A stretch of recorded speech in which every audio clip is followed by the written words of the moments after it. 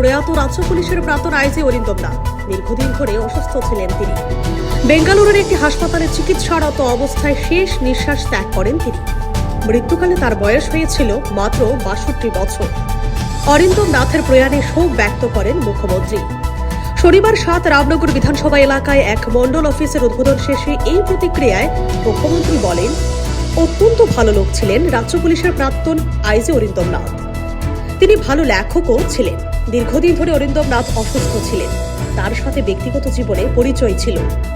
তো আমি ব্যক্তিগতভাবেই চিনতাম এবং সত্যি অত্যন্ত দুঃখের বিষয়। একজন প্রাক্তন পুলিশ অফিসার আমরা হারিয়েছি এবং ভালো লেখকও ছিলেন। ওনারা আমাকে নিয়ে দুটো বইও আমাকে প্রেজেন্ট করেছিল। অকালে ওনার মৃত্যু বলতে গেলে আমি খবর পেয়েছি ওনার শরীর ভালো নেই, যত কয়েকদিন ধরে উনি বিভিন্ন সময় সমস্যাতে ভুগছিলেন।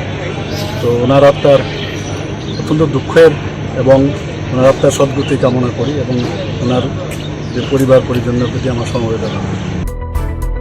Bureau report, CNE TV. CNE TV, channel for news and entertainment.